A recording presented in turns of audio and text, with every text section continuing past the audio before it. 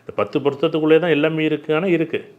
இந்த கணவனுக்கும், இந்த பொண்ணுக்கும் பையனுக்கும் கல்யாணம் பொருத்துனா, தாலி தங்காது அப்படின்னா, இது மாங்கல்ய பொருத்தம், ரச்சு பொருத்தம். அதே என்ன பண்ணுறோம், நம்ம தசாபுத்தியில இந்த தசாவுக்கு இந்த தசா பொருந்தல. இந்த புத்தி இது இந்த ராசிக்கு இந்த ராசி பொருந்தல. இந்த ராசி அதிபதிக்கு இந்த ராசி அதிபதி பொருந்தல. இது இவ்வளோ கணக்கு முறைகளையும் வச்சுக்கிட்டு நாங்க பார்க்கும்போது, குழப்பங்கள் வரும். அதுக்காக தான் நாங்க இலக்கண பద్ధதியில மேஷ லக்கணம், கன்னி லக்கணத்தையோ, இல்ல விருச்சிக லக்கணத்தையோ நீ கல்யாணம் பண்ணாத.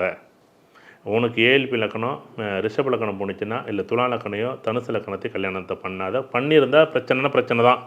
நீங்க என்ன பொருத்தம் இருந்தாலும் சரி, நீ எத்தனை பொருத்தம் இருந்தாலும் சரி. இல்லங்க எனக்கு மிதுன லக்கணம், எனக்கு ஏஎல்பி லக்கணம் விருச்சிக லக்கணமோ, ஏஎல்பி லக்கணம் ஒரு பொண்ணுக்கு மிதுன லக்கணம் போணுச்சுன்னா, பையனுக்கு வந்து விருச்சிக லக்கணம், மகர லக்கணம் போணுச்சுன்னா பிரச்சனைன்னா பிரச்சனை தான். தலைக்கு மேல ஏன்டா இப்படி ஒரு கல்யாணம் நடந்துச்சுன்னு வெறுத்து போடுவாங்க. ஒரு பொண்ணுக்கு கடக லக்கணம் ஏஎல்பி லக்கணமா போகுது. அந்த பையனுக்கு வந்து தனுசு ஏஎல்பி லக்கணமோ, இல்ல கும்பம் ஏஎல்பி போணுச்சுனாலும் எதிர்பார்த்த மாரி இருக்குமானா இருக்காது. ஒரு பொண்ணுக்கு சிம்ம லக்கணம் ஏஎல்பி 10 வருஷம் போகுது.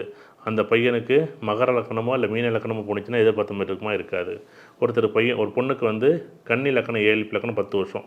இப்ப அந்த பையனுக்கு கும்ப லக்கணமோ, இல்ல ஏஎல்பி மேஷ லக்கணம் போணுச்சுன்னா 10 வருஷம் வாழ்க்கை வீணா போயிடும். இத மட்டும் பொருத்தமா பாருங்க அப்படின்னு நாங்க சொல்றோம் இப்ப.